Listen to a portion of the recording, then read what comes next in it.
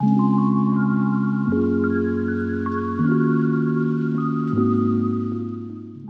à tous, aujourd'hui on se retrouve pour un nouvel épisode de la Minute Hydraulique, notre rendez-vous mensuel qui vous dit tout sur l'hydraulique en général. Vous êtes d'accord avec moi si je vous dis qu'une pompe centrifuge fait de la pression et que seul un manomètre vous permet de mesurer cette pression? Nous allons donc voir comment installer des manomètres et interpréter le résultat. Sur les brides des pompes Gorman-Rupp, vous avez des piquages pour accorder vos manomètres digitaux ou analogiques. Si vous utilisez des manomètres analogiques, il est important d'avoir un robinet un quart de tour pour isoler le manomètre. Si vos liquides sont fortement chargés, il est également conseillé de placer une membrane en amont du manomètre pour le protéger. Il faut également adapter l'échelle de vos manomètres analogiques à la gamme de pression à relever, de -1 à +1 bar à l'aspiration par exemple, et de 0 à 5 bars au refoulement. Prenons un exemple concret pour illustrer cette interprétation. Si le circuit de refoulement est bien équipé d'un clapier anti-retour, après une première mise en route de la pompe, la canalisation d'aspiration va rester pleine d'eau et le manomètre va lire la pression statique de la colonne d'aspiration. Dans notre cas, les 2 mètres entre le liquide à relever et la position du manomètre à l'aspiration. Cela représente donc -0,2 bar. Si la valeur revient à 0, cela veut dire qu'une prise d'air proche de la pompe vidange la canalisation d'aspiration.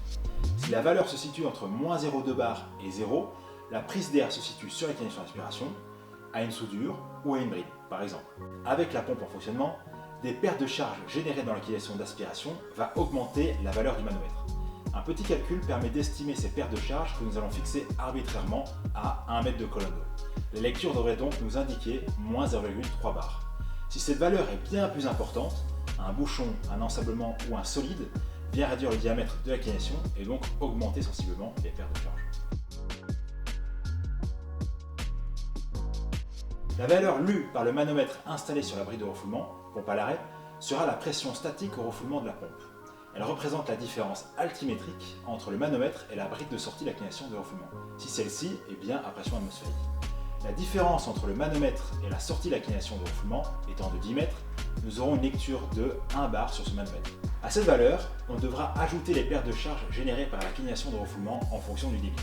Si le calcul théorique nous donne une valeur de 5 mètres de colonne d'eau, nous devrions lire 15 mètres de colonne d'eau ou 1,5 bar au refoulement. Si on lit bien plus que cette valeur, cela veut dire que la canalisation de refoulement est partiellement bouchée, peut-être une vanne fermée, un bouchon d'air, une décantation, etc. Et voilà, c'est tout pour aujourd'hui. On se retrouve le mois prochain pour un nouvel épisode. J'espère que ça vous aura plu. N'hésitez pas à liker et à partager cette vidéo. En attendant le prochain épisode, vous pouvez toujours vous abonner à nos réseaux sociaux. Toute l'équipe de Hydrorup reste à votre écoute pour toutes vos questions. Je vous souhaite une très belle journée et à très vite.